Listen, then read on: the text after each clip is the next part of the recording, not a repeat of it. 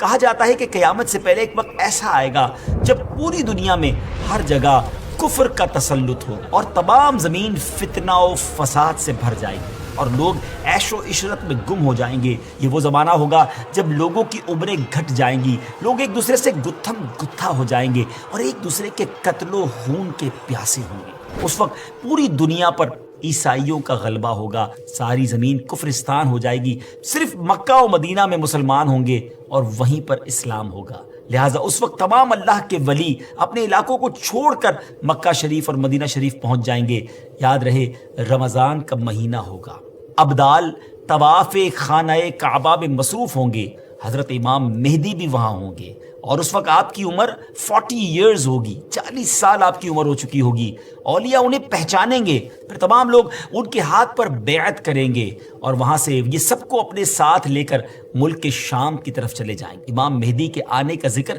ایک دو حدیثوں میں نہیں بلکہ 200 سے لے کر 250 احادیث اور اقوال تابعین میں ملتا ہے۔ ام المومنین حضرت ام سلمہ رضی اللہ تعالیٰ عنہ روایت کرتی ہیں کہ میں نے رسول اللہ صلی اللہ تعالیٰ علیہ وسلم کو یہ فرماتے ہوئے سنا کہ آپ علیہ الصلوۃ والسلام نے فرمایا مہدی حق ہے، اور مزید آپ علیہ الصلوۃ والسلام نے فرمایا امام مہدی سیدہ فاطمہ الزہرا رضی اللہ تعالیٰ عنہا کی اولاد سے ہوں گے۔ بہت ہی اہم بات یہ ہے کہ مہدی آپ کا نام نہیں ہے بلکہ آپ کا لقب ہے۔ ان کی کچھ اور صفتیں بیان کرتے ہوئے اللہ عز و جل کے آخری نبی صلی اللہ تعالیٰ علیہ وسلم نے ارشاد فرمایا مہدی میری نسل سے ہوں گے، ان کی ناک پتلی اور بلند ہوگی اور پیشانی روشن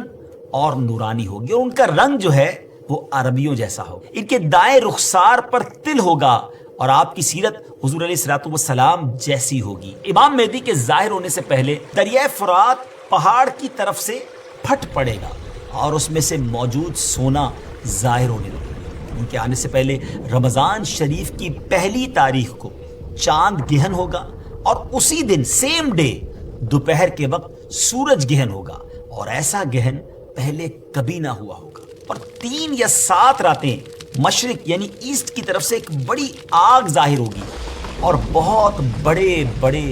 زلزلے ارتھ کویک بھی آئیں گے۔ امام مہدی کے آنے سے پہلے قسطنطنیہ شہر، جی ہاں جس کو آج ہم استنبول کہتے ہیں، ایک بار پھر غیر مسلموں کے ہاتھ میں چلا جائے گا۔ تو جب مکہ پاک میں تمام لوگ امام مہدی کے ہاتھ پر بیعت کر لیں گے تو پھر وہ وقت آئے گا کہ ایک بار پھر قسطنطنیہ، ایک بار پھر استنبول جو ہے مسلمانوں کو مل جائے گا۔ اور ابھی یہ معاملہ چل ہی رہا ہوگا کہ اتنے میں شور مچ جائے گا، آواز آئے گی کہ دجال آ گیا، دجال آ گیا، اور پھر امام مہدی یہ سن کر سب لوگوں کو لے کر ملک کے شام چلے جائیں گے۔ لیکن جب وہ وہاں پہنچیں گے تو پتہ چلے گا کہ یہ آواز شیطان کی تھی اور اس نے جھوٹ بولا تھا۔ لیکن امام مہدی کے شام پہنچنے کے بعد واقعی پھر دجال نکل آئے گا اور پھر امام مہدی اپنے لشکر کو لے کر وہیں محصور ہو جائیں گے، اور اتنے میں دجال پوری دنیا گھوم لے گا۔ رسول اللہ صلی اللہ علیہ وسلم نے فرمایا کہ دین کے کمزور ہو جانے کی حالت میں دجال نکلے گا، اور دجال سے متعلق تفصیلات بیان کرنے کے بعد آپ علیہ الصلوۃ والسلام نے فرمایا اس کے بعد عیسیٰ بن مریم علیہ الصلوۃ والسلام آسمان سے اتریں گے، پھر نماز فجر کے لیے اقامت ہوگی اور مسلمانوں کے امیر امام مہدی کہیں گے کہ اے روح اللہ امامت کے واسطے آگے تشریف لائیں۔ حضرت عیسیٰ علیہ الصلوۃ والسلام فرمائیں گے تمہارا امام ہی تمہیں نماز پڑھائے۔ تو اس وقت امام مہدی رضی اللہ تعالیٰ عنہ نماز کی امامت فرمائیں گے۔ جب لوگ نماز سے فارغ ہو جائیں گے تو مل کر حضرت عیسیٰ علیہ الصلوۃ والسلام کی قیادت میں دجال سے مقابلے کے لیے نکلیں گے۔ اب دجال کی حالت یہ ہوگی کہ وہ حضرت عیسیٰ علیہ الصلوۃ والسلام کی سانس کی خوشبو سے پگھلنا شروع ہو جائے گا، وہ بھاگے گا اور حضرت عیسیٰ علیہ الصلوۃ والسلام اس کا پیچھا فرمائیں گے اور باب لد کے پاس اس کی پیٹھ میں نیزہ ماریں گے اور اس سے وہ جہنم واصل ہوگا۔